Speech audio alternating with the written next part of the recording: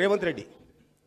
వాస్తవంగా చెప్పాలంటే రాజకీయంలో తీసుకొచ్చింది నేను, జడ్పీటీసీ చేసింది నేను, ఎమ్మెల్సీ చేసింది నేను. చంద్రశేఖర్ రెడ్డి గారు తెలుసు. ఆ విధంగా తల్లికి ద్రోహం చేసినట్టు మన కల్వకుర్తి అని చెప్పుకుంటుడు, ముద్దుబిడ్డనని చెప్పుకుంటుడు, అచ్చంపేట పులిబిడ్డనని చెప్పుకుంటుడు. కానీ కల్వకుర్తికి, అచ్చంపేటకు, పాలమూరుకు ద్రోహం చేస్తున్నాడు.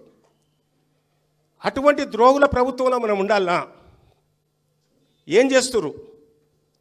కాబట్టి ఈరోజు మీరందరూ కూడా భవిష్యత్ కొరకు, మన కొరకు కాకుండా రేపు భవిష్యత్ తరాల కొరకు మళ్ళీ కేసీఆర్ గారు రావాలి, ముఖ్యమంత్రి కావాలి. కేసీఆర్ ముఖ్యమంత్రి అయితే మళ్ళీ తెలంగాణ రాష్ట్రం బంగారు తెలంగాణ అవుతుంది.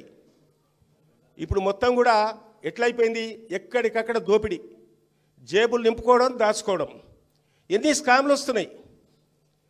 మొన్న కేటీఆర్ అన్న చెప్పిండు 9,250 ఎకరాలు హైదరాబాద్లో 5 లక్షల కోట్ల విలువ చేసే భూమిని ఇలా మొత్తం కూడా కూడబలుకొని మంత్రివర్గ సహచరులు ఆయన మొత్తం కూడా 10% తీసుకొని 50,000 కోట్ల రూపాయలు జేబులు వేసుకొని ఆ విధంగా తెలంగాణ రాష్ట్రాన్ని ముంచాలని ప్రయత్నం చేస్తూ ఉన్నారు.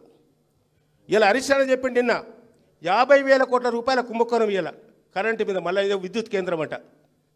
ఆ విధంగా అనేక రకాల దోపిడీ చేస్తున్నారు. మీకు అంతా తెలుసు. కల్వకుర్తిలోకి తెలియదు లేదు. ఎంతమంది కుటుంబ సభ్యులు ఈరోజు దుకాణాలు ఓపెన్ చేశారు హైదరాబాద్లో? మొత్తం అన్నదమ్ములు మొత్తం కూడా 10 దుకాణాలు ఓపెన్ చేశారు. ఎక్కడ పోయిన భూములు, ఎక్కడ పోయిన డబ్బులు, ఎక్కడ పోయినా అదే. మనకేమొచ్చింది కల్వకుర్తికి?